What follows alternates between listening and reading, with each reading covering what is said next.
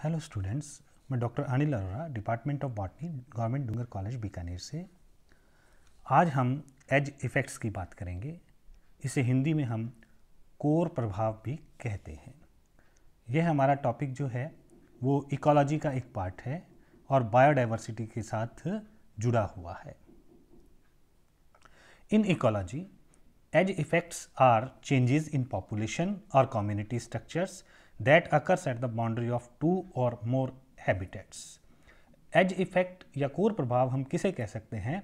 हम उन परिवर्तनों को कहेंगे जो किसी ऐसे समुदाय में होती हैं जो दो या दो से ज़्यादा आवासों के बाउंड्री पर, उनके बीच जो सीमा रेखा होती है उस पर बने रहते हैं, उस पर उपस्थित होते हैं।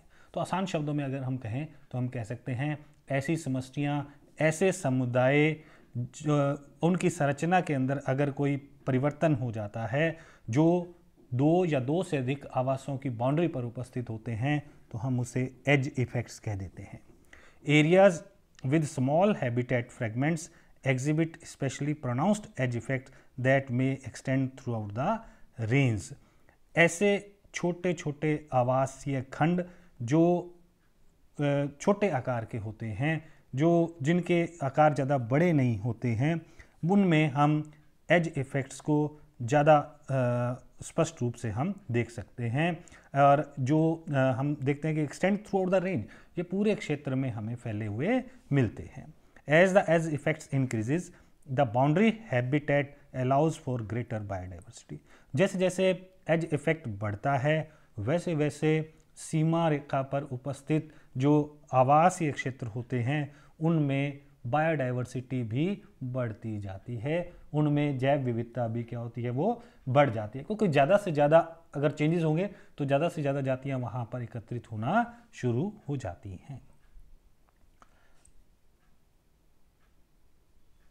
टाइप्स, इसके प्रकार क्या हैं? इनहेरेंट, इनहेरेंट का मतलब अंतर्निहित। Natural feature stabilize the border location. इसमें जो प्राकृतिक जो लक्षण होते हैं, जो प्राकृतिक अवस्थाएं होती हैं, वो बॉर्डर की लोकेशन को तय करती हैं कि यहाँ पर जो एज इफेक्ट है वो प्रभाव जो है वो उत्पन्न होता है। तो ऐसे एज इफेक्ट्स जो प्राकृतिक कारणों से, प्राकृतिक लक्षणों के कारण से बनते हैं, उन्हें हम इनहेरेंट कह देते हैं। इंड्यूस्ड, इंड्यूस्ड का हम कह सकते हैं प्रेरित। ट्रांजिएंट नेचुरल डिस्टर्बेंस, जब कभी कभी कोई ऐसे छोटे छोटे परिवर्तन जो होते हैं वो किसी छोटे नेचुरल डिस्टर्बेंस के कारण, छोटे छोटे प्राकृतिक प्रभावों के कारण, जिनमें जैसे कभी आग लग जाए या कभी बाढ़ आ जाए, और human related activities subject borders to successional changes over the time. Induce प्रेरित प्रकार में जब कभी छोटे नेचुरल डिस्टर्बेंस से या मनुष्य के प्रभाव से जब परिवर्तन होते हैं और एज इफेक्ट जो है वो प्रारंभ हो जाता है, अर्थात किनारों पर उपस्थित जो कम्युनिटीज़ हैं, जो समुदाय हैं या समष्टियाँ हैं, उनमें परिवर्तन, उनमें स्ट्रक्चरल चेंजेस हो जाते हैं, उनमें संरचनात्मक परिवर्तन हो जाते हैं। नैरो, नैरो को हम संकरा या तंग भी कह सकते हैं। One habitat abruptly ends and another begin, ये बहुत छोटे होते हैं, इनमें एज इफेक्ट्स बहुत कम स्थान पर हमें दिखाई देता है। इसमें आवास जो होता है, ऐसा आवास जो होता है वो एकदम से समाप्त होता है और दूसरा आवास जो है वो शुरू हो जाता है। हम उदाहरण के तौर पर देख सकते हैं, जैसे दो खेत आप एग्जांपल लें, एक खेत समाप्त हुआ और दूसरा एग्रीकल्चर लैंड प्रारंभ हो जाता है और दोनों में अलग अलग प्रकार की जातियां जो हैं उपस्थित होती हैं। वाइड या ecotone, a large distance separates the borders of two clearly and purely definable habitats based upon their physical conditions and vegetation. ये जो वाइड प्रकार जो होता है, इसमें जो एज इफेक्ट है वो हम बड़े क्षेत्र के अंदर देखते हैं। ऐसा प्रभाव दो बड़े जो हैबिटेट आवास होते हैं उनके बीच बड़े खुले स्थान, उनके दोनों की बाउंड्री के बीच के स्थान के अंदर उत्पन्न होता है, जहां हम इसे स्पष्ट रूप से देख सकते हैं। और ये जो हैबिटेट्स या आवास जो इनको सेपरेट करते हैं या अलग अलग होते हैं, जिनके बीच ये उपस्थित होते हैं, उनमें उनकी फिजिकल कंडीशन यानी उनकी जो भौतिक अवस्थाएं होती हैं वो और वनस्पति प्रकार भिन्न होते हैं। अर्थात ऐसा एज इफेक्ट हम वहाँ पर देख सकते हैं जहाँ दो भिन्न जो हैबिटेट्स हैं, स्पष्ट आवास हैं, एक दूसरे से दूर होते हैं, लेकिन उनके बॉर्डर के बीच का जो स्थान होता है वो बड़ा होता है। And in between there exist a large transition region, इन दोनों आवासों के बीच में बड़ा ट्रांजिशन रीजन जो है वो पाया जाता है। कॉन्वोलेटेड ये एक सीधी रेखा, नॉन लीनियर होते हैं, एक सीधी रेखा में नहीं होते बल्कि घुमावदार प्रकार के एजेस होते हैं जिन पर हम ये प्रभाव देखते हैं।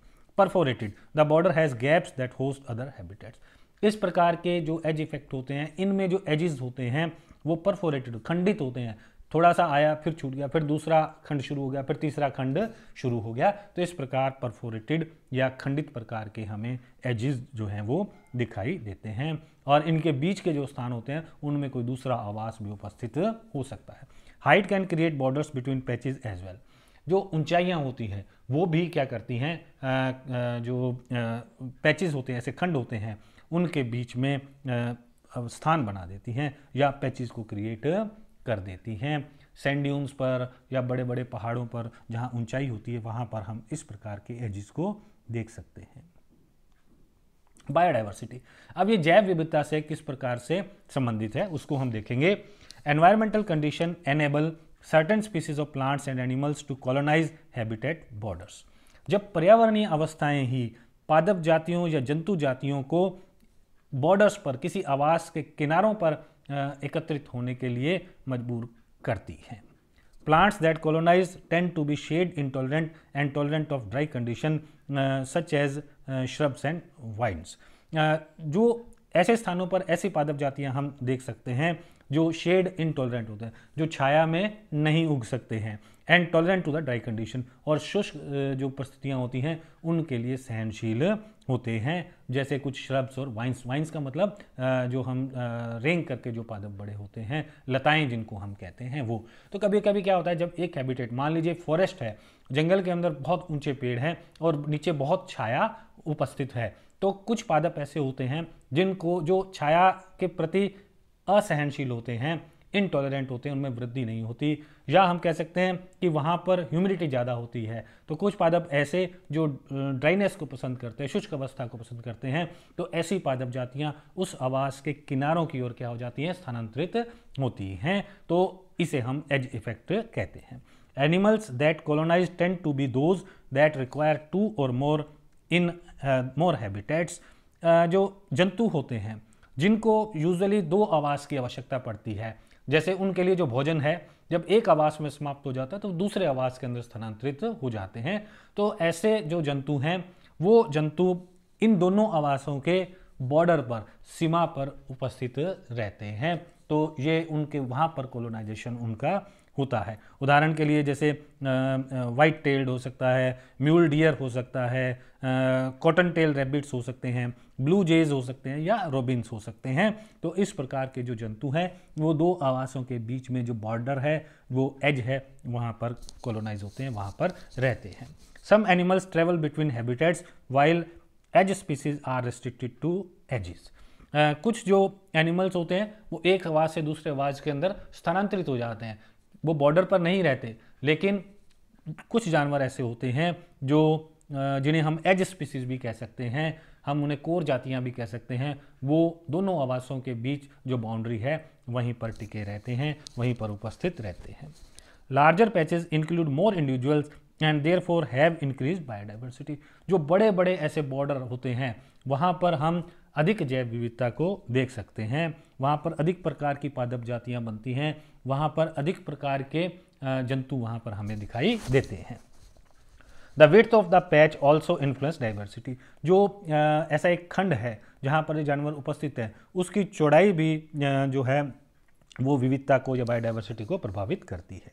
N edge patch must be more pronounce than just a stark border in order to develop gradients of edge effects, जो एज इफेक्ट पैच होता है वो स्पष्ट होना चाहिए, एक इस तरह से एक बॉर्डर लाइन ही नहीं होनी चाहिए, तो वो वहाँ पर उस स्थान पर, ताकि हम ग्रेडियंट्स देख सकें, हम एज इफेक्ट्स के प्रभाव को स्पष्ट रूप से हम देख सकें, उस स्थान पर विभिन्न जातियों को एकत्रित होता हुआ जो स्थानांतरित होकर आई हैं उनको स्पष्ट रूप से देखा जा सकता है।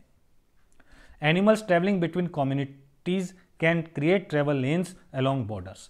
कभी कभी जानवर जो होते हैं वो समुदायों के बीच में गमन करते हैं, मूव करते हैं, तो उनके चलने से ट्रेवल लेन्स बन जाती हैं। अब ये पगडंडियाँ जो बनती हैं, ट्रेवल लेन्स जो बनती हैं, वो यूजुअली बॉर्डर्स क्रिएट कर देती हैं, और इन बॉर्डर्स पर जो पादप जातियाँ होती हैं, जो जिनको अधिक प्रकाश की आवश्यकता होती है, वो यहाँ पर इजीली विकसित हो जाती हैं, आराम से विकसित होती हैं, और उस क्षेत्र के अंदर प्राइमरी प्रोडक्शन को बढ़ा देती हैं। वहाँ पर प्राथमिक उत्पादन जो है बढ़ जाता है।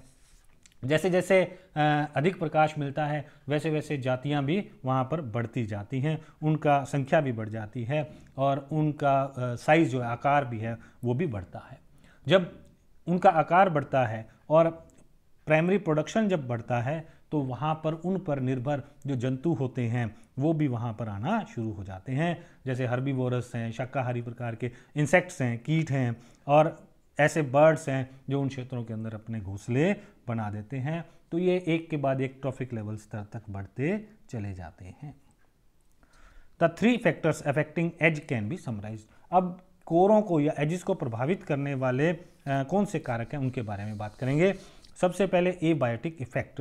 अजैविक प्रभाव क्या होता है? Changes in the environmental condition that results from the proximity to a structurally dissimilar matrix. Abiotic अजैविक का हम समझते हैं कि ये यूजुअली क्लाइमेटिक प्रकार के जलवायु से संबंधित हो सकते हैं, या टोपोग्राफिक स्थल से संबंधित हो सकते हैं, या एडाफिक मृदा से संबंधित हो सकते हैं। तो जब कभी हम किसी भी जाति के अंदर इन एबायोटिक इफेक्ट के कारण से हम परिवर्तन अगर देखते हैं या किसी प्रकार का चेंज हम नोट करते हैं, तो हम कहते हैं कि ये परिवर्तन एबायोटिक प्रभाव के कारण है, यह अजैविक प्रभाव के कारण होता है।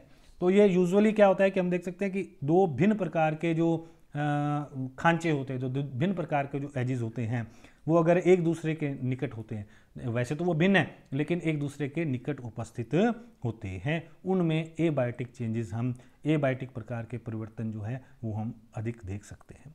डायरेक्ट बायोलॉजिकल इफेक्ट्स, जो सीधे तौर पर जैविक प्रभाव जिन्हें हम कहते हैं, changes in species abundance and distribution cause directly by the physical condition near the as.